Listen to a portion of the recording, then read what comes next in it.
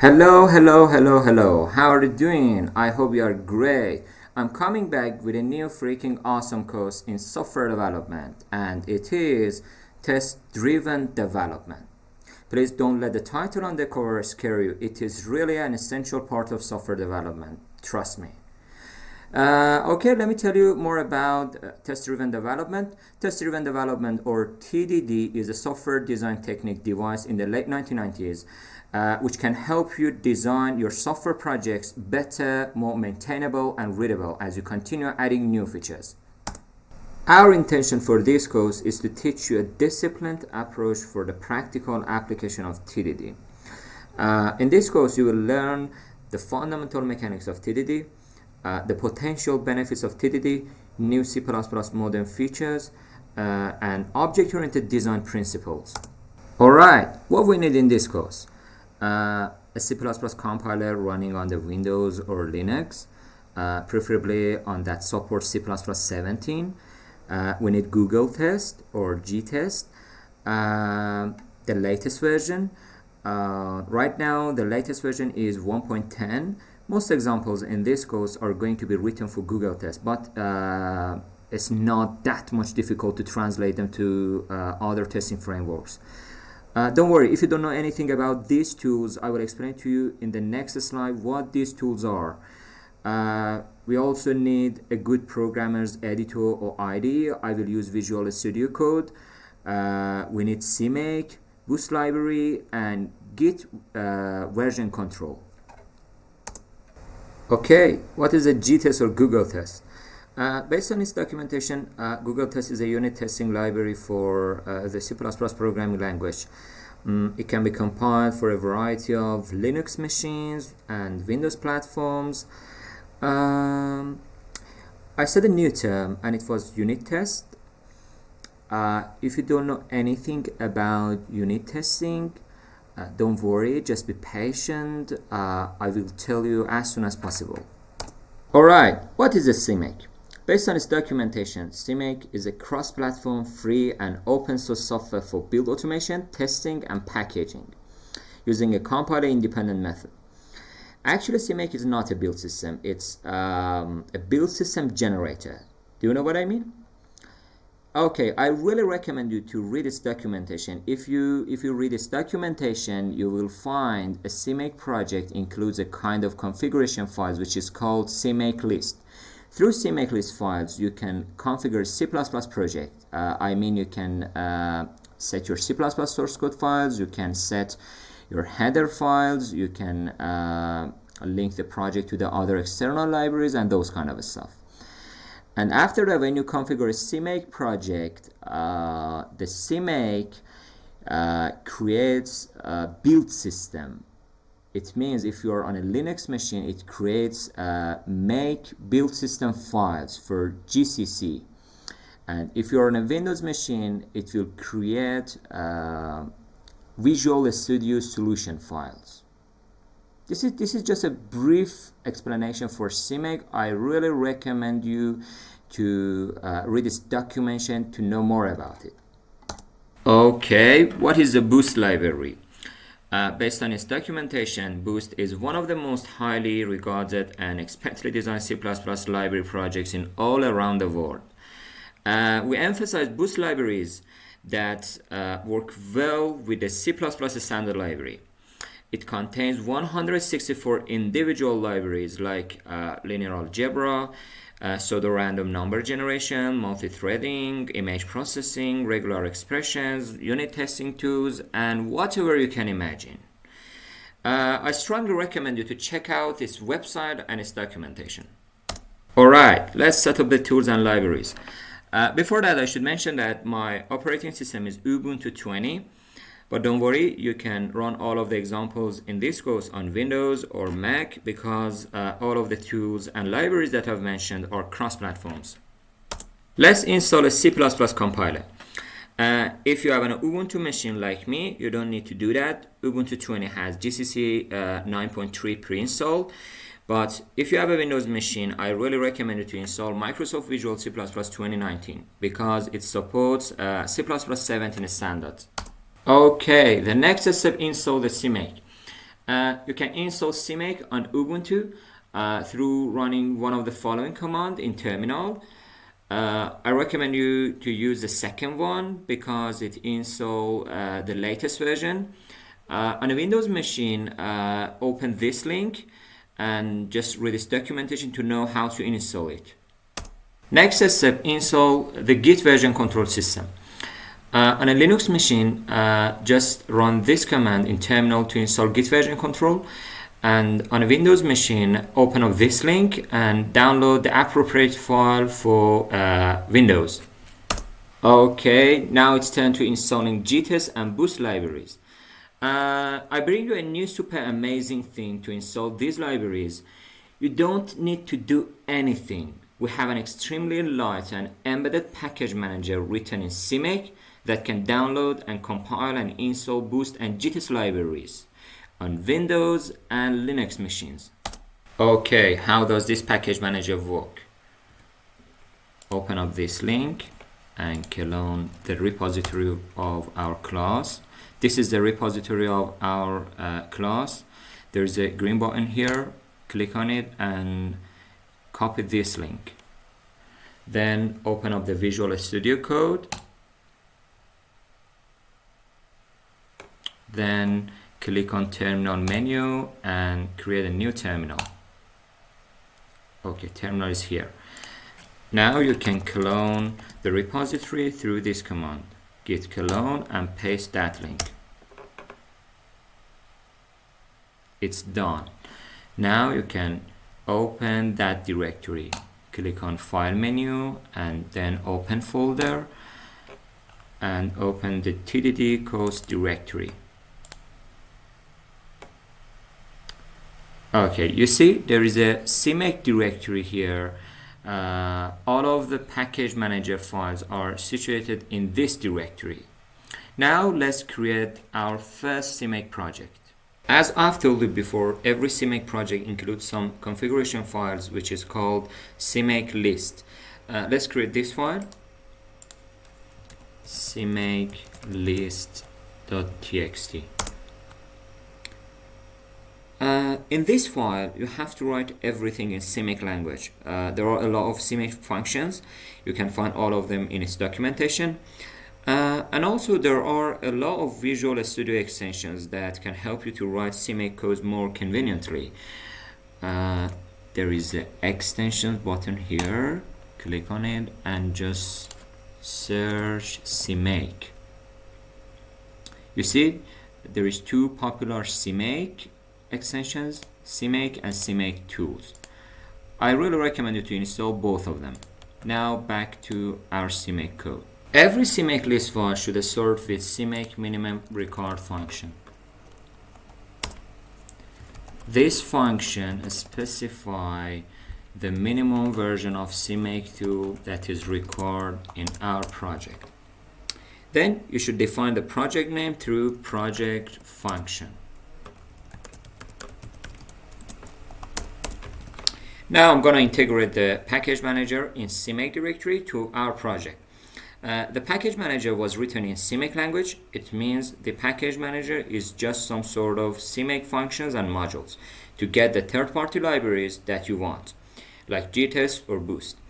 To integrate it, we should use Simic module path.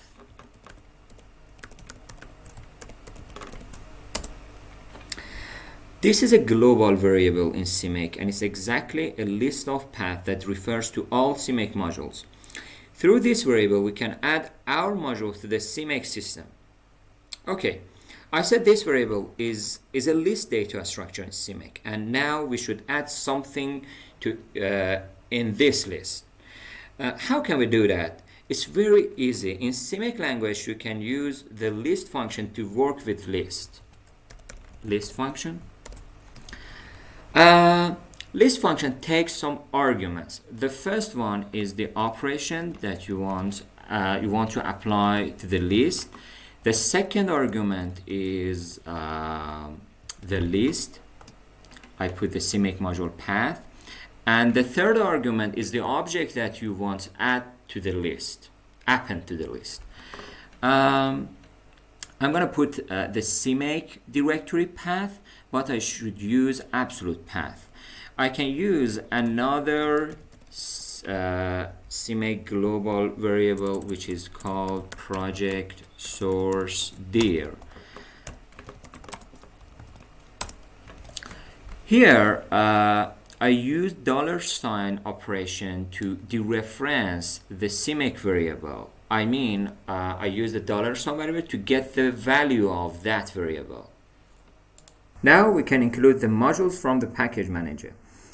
I want to include the util module. I want to include this file or this module. I can do it through the include function and then put the name of the module, util. And now I can call the functions that are declared in the util module. There is a function in the util module for downloading and installing third-party libraries. This function is find or get. And the function gets the library name. I set it to gmock, call it again for gtest. The Google test library needs Threads API. Because of that, I should also include the Thread API libraries. I'm going to do it through find package. Find package is a Simic function for just finding and importing the libraries. And I set it to threads. We can add an executable target through add executable function. The first argument is the target name, and all of the other arguments are the C++ source files. I set the second one to main.cpp. There is a main.cpp file here. Can you see it? And I set the third one to session1.cpp. I'm gonna implement all of the test cases in this file. Let me create this file, session1.cpp. Back to the CMake list file. We can set the include directory of the target through target include directories. The first argument is the target name. I set the second one to the public. If you want to know about it, just read the CMake documentation. And all of the other arguments are the path of header files directories. And I set it to a variable which is called gmock include dirs. What is this variable? Is it a Simic global variable? No, it isn't. This variable will be declared when this function, when these functions are called. And after that, this variable, gmock include dirs, refer to a directory that includes all of the Google test header files. Every target has a lot of properties. You can set this property through set property function. The first argument is the scope or object that you want to set its properties, and here it's the target because I'm gonna set main target properties. The second argument is the target name. I set it to main. Set the third argument to property. I don't know why. Just read its documentation. I mean CMake documentation to know about it. The next argument is the property name. I set it to CXX standard.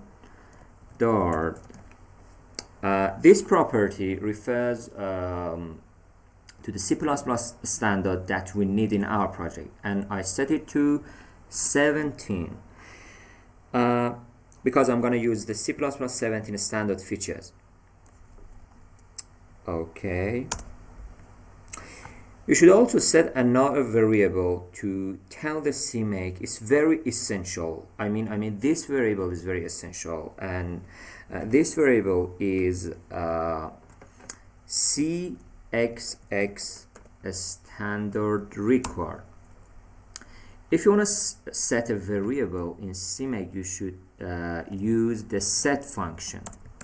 This variable takes two arguments. The first one is the name of variable, and the second one is the value. I set it to on.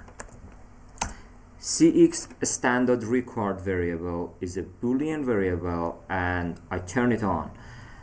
Now move this function to this point. And finally, we should link the target to third parties. We can do it through target link libraries. The first argument is the target name. I set it to main. And all of the other arguments are the third parties. I set the second one to threads.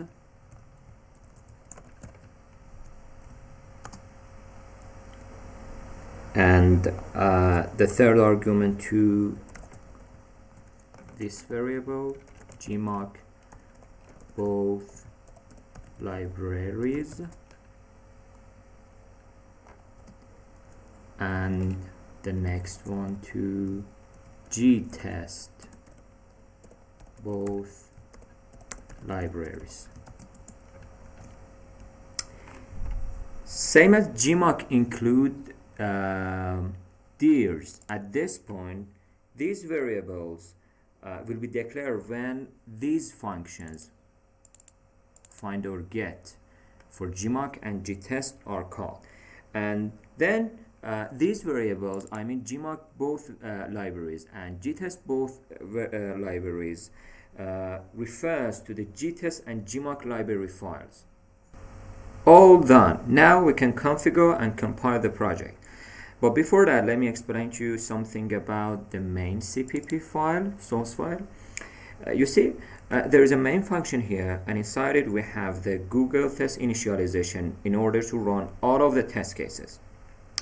All right, let's configure the project. We can do it through the Simic extension that I've told you before. There is a button here for that extension. Click on it, and then there is another button, and click on this. Click reconfigure all projects, and then select the kit. I select GCC 9.3. Okay, you see, now the package manager starts to download and compile the Google test. It is really amazing. Congratulations, you have done your first Simic project with an embedded package manager.